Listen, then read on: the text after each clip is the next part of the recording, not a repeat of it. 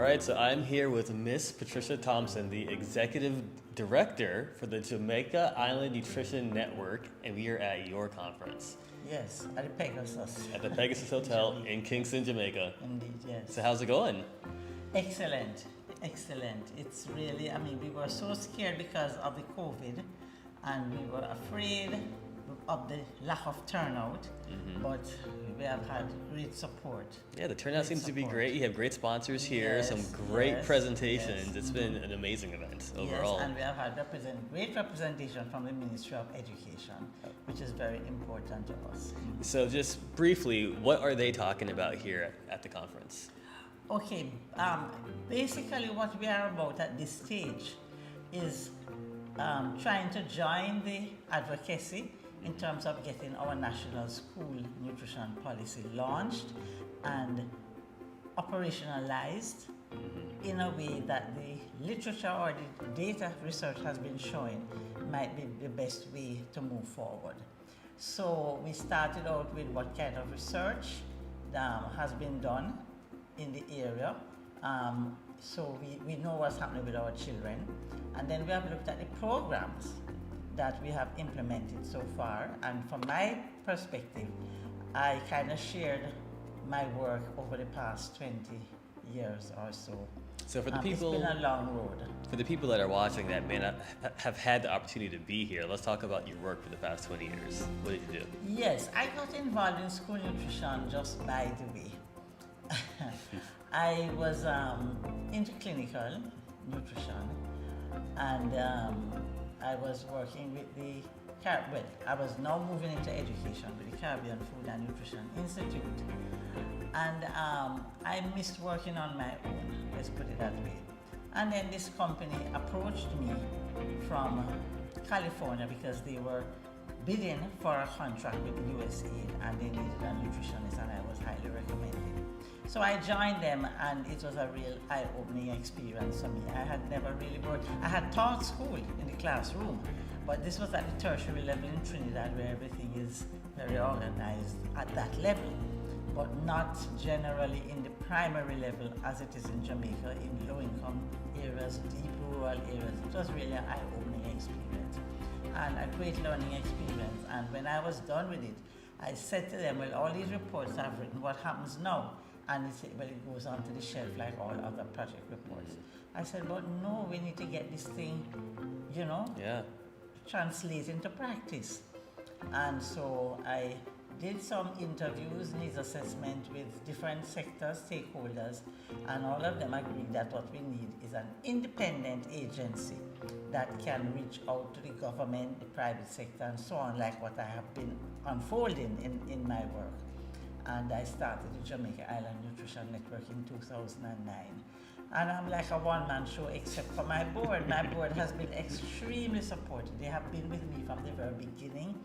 And they were all, some of them here, presenting in different ways, helping with the technology, generally promotion. They are very enthusiastic. They are from different sectors. And I thank them all very much. And my sponsors, some of them have been with me for a little while, so like Wisinko and Gore Family Foundation, they have been with me. And I'm now working with the basic school sector as the early childhood sector, which I find every single sector, every level, has their own unique characteristics that we have to work with and adapt our strategies. So it's been great. I enjoyed it a lot. Well, let's give your board members a shout out. So who are some of the members on your board? Right, well, right now on the panel, we have our Vice President, Audia Barnett, okay? My president, unfortunately, came down with the COVID. He had wanted to join through the Zoom, but we just couldn't get it set up so quickly. My husband has been like my world of support. He's our secretary and treasurer, and I depend on him. If it weren't for him, I really probably wouldn't be still doing this. But he supports everything that I do. He has always supported my work in nutrition. Oh yes, and I must big him up. He supports my writing, almost everything that I do. I know my daughter is with us. She started recently, and we have Dr. Tamika Stevenson Harris. She was one of my students at the university here, and we just took to each other. Yeah. And I have mentored her, and she's, you know, been like, she's like family now, you know. She's like my extra daughter. And she's on stage there too as a moderator. And as you see, she went and found Miss World, Miss Jamaica World, and brought her in. You know, she's very resourceful. She's the Governor General awardee, you know, and her husband is extremely supportive of her. You probably saw him outside with the baby. So those are our members. There's Vanessa White Barrow. She presented on research. Again, she's one of my past proteges. So excellent. Now she's now the head of department at UTEC. And I've always said that, you know, any one of them pass through my hand, I'm so proud of them. They make me proud when I look at them and I see what they have accomplished. Some of them working with international organizations now themselves.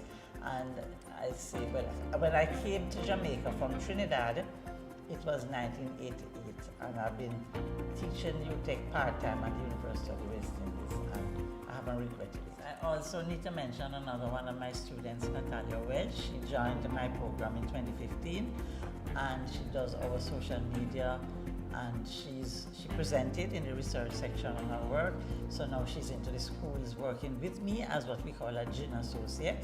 So I'm very pleased with her development as well. And her focus is on vegan foods, correct? Indeed, Okay. Yes. Great. Yes, So what type of resources does Jen make available for people that are interested? Yes. Primarily, I started out with my writing and the various resource materials, but we have to get sponsorship, we have to get funding to put out material. But that's what we have on our website, Jamaica Nutrition. Persons can go up and see that to a large extent, yes. And I tap into the curriculum because that's the most developed aspect of school nutrition in Jamaica, the curriculum. Now we also go into schools, and when we go into schools, we offer different services. So we do needs assessment, right? We can work with, we do training and education. We train at the different levels because the teachers, the principals, the teachers who are in charge, guidance counselors and so on, of any kind of feeding program.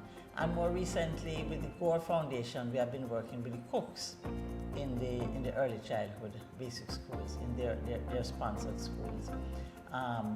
So we do all this, and we have an incentive program to launch. Yes, where she's giving incentives for the most improved cook. Really? Oh yes. That's exciting. Oh yes. So the cooks are really getting involved, and we teach them. Right now, we're about to start teaching them maths.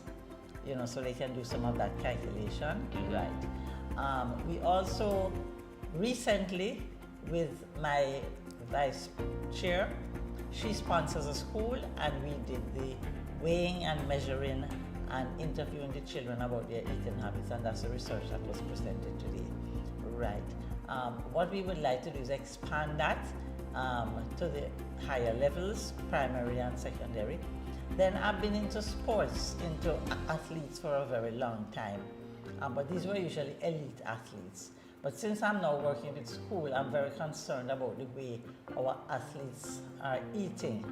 And I mean, they are called upon to perform at such a very high level. Unfortunately, because many of them are from disadvantaged homes, we lose them before they actually reach to that professional level. So you might see us on the world stage doing great. That's only a pittance of the athletes that are very talented, but we lose them very early because they are not fed properly. So we are trying to link up with the alumni associations, especially at the secondary level, and some of them have supported, you know, the feeding program for the athletes. But right now they have the exercise going right down to the basic school. You know, I have seen us lose children at the primary school level because of dehydration. When I say lose, died, you know, because, you know, they come late for the breakfast that we are offering, and as punishment, they put them out in the hot sun, and then they have sports practice start, and they have them run up, and one little girl just fainted away. That's unfortunate. Yes. So that's another area that I'm very concerned about, and trying to put my skills with the elite athletes to the level of the developmental process for the schools. Well, tell me something that you're excited about in regards to Jen. Well, I'm excited about the progress that we have made, given that we have no resources at all virtually.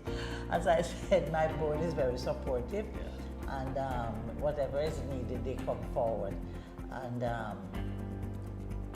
you know, I myself, I am kind of retired, you know. You don't sound Or retired. call it semi-retired. Well, I'm retired from the clinical work. Yeah. So, you know, because I felt I had to focus some more on this to ensure that I get it to a level that it can kind of run, you know, without me. And so I am very excited about this policy after all these many years, finally reflecting, you know, the concepts of the comprehensive school. And I'm really looking forward to its implementation very soon. Well, I just want to thank you for everything that you've done for Jen, for the island, for all the children out there, educating the cooks and the parents and the teachers and putting this event together, and also taking a few minutes to chat with me. And I'm very grateful to you all for coming to chat with me. It was our pleasure. Who would pass up a trip to Jamaica? Yeah. All right, so Coming thank you back for your home time. after all is well. Yes. Yes. Coming back home. Yes.